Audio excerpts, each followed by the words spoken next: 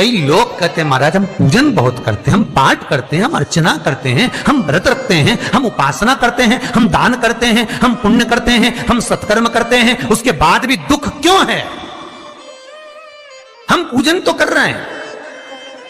आपके पेट में दर्द हुआ, मान लो आपके सिर में दर्द हुआ, अब सिर में दर्द हुआ तो आपने गोली तो खाई, एनासिन भी खाई, क्रोसिन भी खाई, डिस्प्रिन भी खाई, कॉम्बिफ्लिम भी खाई, ना जाने कहां की गोलियां खा गए, सिर में दर्द था और 4-5 तरह की गोली खा गए। तुमने जब तो गोली खा ली और गोली खाने के बाद तुम्हें थोड़ा सा असर भी हो गया, पर इतनी गोलियां जो खाई है तो बाद में रिएक्शन तो करेगी, कुछ तकलीफ तो देगी, कुछ गर्मी तो करेगी, बीपी शुगर ऊंचा नीचा कर सकती है, आपने पाई। उसी तरह मंत्र, माला, पाठ, जप, अनुष्ठान फल कब देते हैं और फल कब नहीं देते, ये शिव महापुराण की उमा संहिता कह रही है। शिव महापुराण का उमा खंड, पार्वती खंड को अच्छे से पढ़िए तो उसमें बताया है, उसमें वर्णन किया। हम पाठ करने बैठे, इतनी बड़ी पोथी लेके लोग बैठ जाते हैं, पहले राम रक्षा स्तोत्र पढ़ लिए, फिर ये पढ़ लिए, गीता जी का अध्याय पढ़ लिया, ये पढ़ लिया, ये चालीसा, दुर्गा चालीसा, शिव चालीसा, तांडव, ये मंत्र जप लो, वो मंत्र जप लो, फिर कोई महाराज बता गया वो मंत्र जप लो, फिर कोई महाराज बता गया वो मंत्र जप लो, ये वाला देवता ला के अलमारी में रख लो। इतनी बड़ी पूजन की अलमारी, बस इतनी बड़ी, ज्यादा से ज्यादा होगी तो इतना बड़ा पूजन का घर, कमरा, उसमें इतना सारा देवता।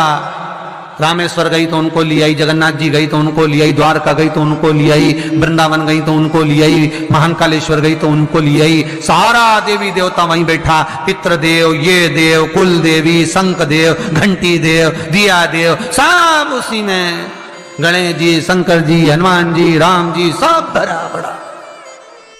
और पूजन करने सुबह से आई, सुबह से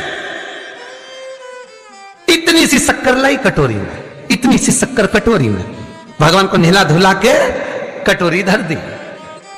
इतनी बड़ी अलमारी में सारा देवता ऐसा कसा कसाया बैठा है, सारा देवता। और तीर्थ करने फिर गई तो गणेश जी शंकर भगवान से बोले पिताजी फिर जा रही है। शंकर भगवान बोले बेटा खसक के बैठो, फिर पकड़ के लाएगी किसी को, खसक के बैठ, फिर लाएगी किसी, फिर ले आई, फिर रख दिया। पूजन करने आई, कलश रख दिया, मंदिर में ही ढुल गया, भगवान पूरा गीला हो गया। गणेश जी शंकर जी से बोले पिताजी पूरा गीला करके चली गई। शंकर भगवान बोले बेटा अब तो कल ही आएगी, दिया लगा के गई, अब तो गीले में बैठो, अब नहीं आने वाली, कल।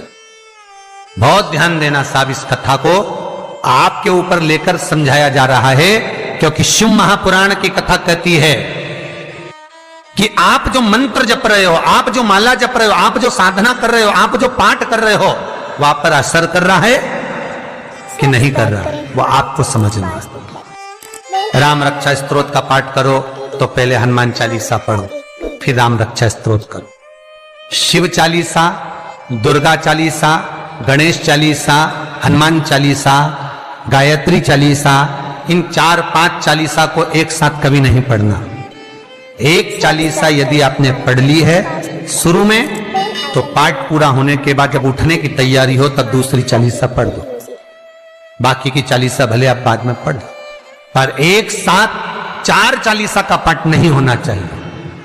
महाराज पाठ करने बैठे हो, किसी एक मंत्र की माला जप रहे हो, ओम नमः भगवते वासुदेवाय जपा, या शंकर जी का मंत्र जपा, या गुरु का मंत्र जपा, या ये मंत्र जपा, या वो मंत्र जपा, उस मंत्र को जपने में बीच में कुछ गैप होना चाहिए। एक साथ रट्टा मार पे ओम नमः भगवते, ओम नमः भगवते, श्रीमन्नारायण श्रीमन्नारायण, ओम नमः शिवाय, ओम नमः शिवाय, फिर ये जप लो, वो जप लो, पूरा पाठ सपाट सब खलास, वो श्रेष्ठ नहीं।